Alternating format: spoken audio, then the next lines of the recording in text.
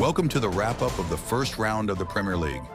It's been a strong start for all the top teams in the league, except for Chelsea, of course, who stumbled at home against the other powerhouse and king of this era, Manchester City. City clinched a 2-0 win thanks to the unstoppable Erling Haaland and Kovacic, kicking off their quest to retain the Premier League title for the 5th season in a row. As for City's potential challengers this season, they've also started strong.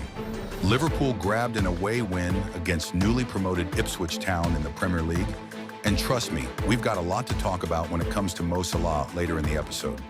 Arsenal, another strong contender, also bagged a 2-0 win over Wolves, with both goals created and scored by their star player, Bukayo Saka. And let's not forget about Manchester United. They've had a solid start too, snatching a tough 1-0 victory over Fulham, with the winning goal coming just 6 minutes before the final whistle, courtesy of their new signing, Xerxes. Don't forget to hit that like button, subscribe, and turn on the notification bell. Here at Carlito Sports, let's break down the matches in order, starting with Manchester United. They began the season well, winning 1-0 against Fulham with a late goal from new signing Joshua Xerxes. United dominated early on, aiming to score quickly. Ten Hag's lineup had some surprises, especially in attack. They missed 2 clear chances in the first half, which would have made things easier. The half ended goalless, despite United deserving to be ahead. Bruno, as usual, missed opportunities. In the second half, United struggled offensively, leading to defensive issues as more players pushed forward. But Maguire's smart move and Pereira's very poor decision saved Manchester United from repeating last year's Fulham match. A similar situation happened about 10 minutes later, with 4 Fulham attackers facing only 2 United defenders. The ball was played well, but Lisandro Martinez stepped in and cleared it. These defensive situations forced Ten Hag to make 2 defensive substitutions in the 80th minute while the game was still tied. De Ligt replaced Mazraoui, and Evans came on. In the final minute, new signing Xerxes scored the winning goal with a brilliant finish. It's a great start to the Premier League for United, but let's not rush to any judgments just yet. Especially with United, you have to be cautious. Remember Anthony? He started with a goal against Arsenal, kissing the badge and celebrating for weeks, but hasn't delivered a good performance since then. Defensively, I hope United shows improvement next week, especially since they're heading to face Brighton, who had a strong start with a 3-0 win away against Everton. It's a good beginning for United, but there's still plenty of room for growth in the coming weeks. Now on to Liverpool, who secured their first 3 points of the season at Ipswich Town. In the second half, thanks to experience and a significant gap in quality, they managed to score 2 goals. The Egyptian king, Mohamed Salah, played a key role in both, assisting beautifully for the first to Diogo Jota, who seems poised to be Liverpool's main striker this season. Jota also scored the second goal and celebrated with his signature bow and arrow celebration. Liverpool opened their Premier League campaign with a bang, scoring 9 goals, setting a new record. Mohamed Salah, in his 350th match for Liverpool, hit a remarkable milestone, contributing to 300 goals since joining in 2017, scoring 212 and assisting 88. Forget about the Ipswich game for a moment. Ignore Salah's brilliant performance, his exceptional fitness, and all the praise. Let's talk numbers. 300 goal contributions, averaging 41 per season. Why am I sharing this? Because these are extraordinary stats reminding us that we're witnessing a truly exceptional player. For the 8th consecutive season, Salah is delivering world-class performances in the Premier League. Yet for the past 2 years, he hasn't received the recognition he truly deserves as one of the best in the game. Liverpool is back on track, and with time, the influence of Arne Slot and his management will become more evident, especially against a respectable team. I admired Liverpool's patience, not rushing despite a lackluster first half. In the second half, they looked much stronger as they began to attack Ipswich Town, who were physically worn out in the last 30 minutes. It became a one-sided match, and the score could have easily been more than 2-0. While Salah and the rest of the attack missed several easy chances, scoring 2 goals and creating many opportunities shows Liverpool's offensive system is in great shape. They've entered the season with strong form, similar to what we've seen in previous successful campaigns.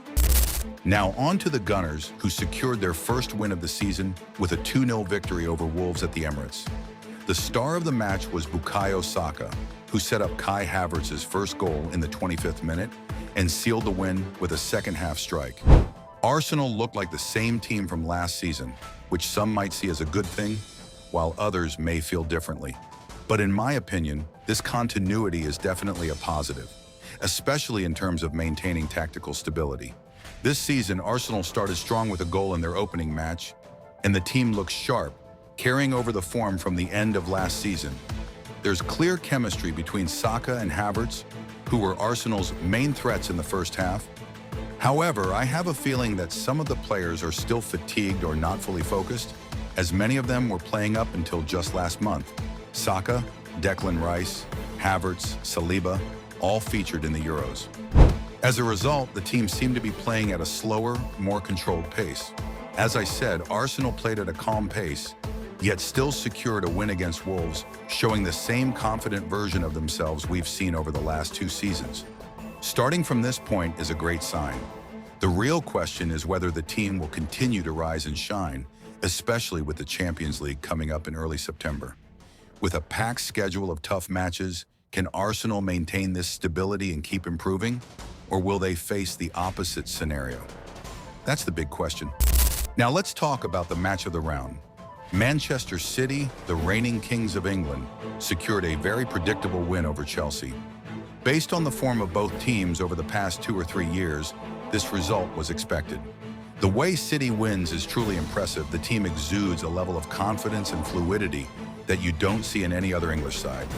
Keep in mind, City started the match without 2 of their most important players, Rodri, who wasn't in the squad, and Foden, who was on the bench. Both understandably needed rest after a grueling Euros campaign. Chelsea's new era under Maresca is still unfolding, and we're discovering it step by step. In midfield, there's nothing groundbreaking yet, with Caicedo and Lavia behind Enzo. Up front, we've got the relentless Nicholas Jackson, who's had a bit of luck on his side. As for defense, we've seen them all last season: Cucurella, Colwill, Fofana, and Gusto, a familiar lineup anchored by star player Cole Palmer for a balanced start to the match. Then Doku settled back into his usual left-wing position, and it took less than 2 minutes before Haaland struck the first goal. We need to pause for a moment and appreciate Haaland's legendary stats, proving time and again that he's the best number 9 in the world.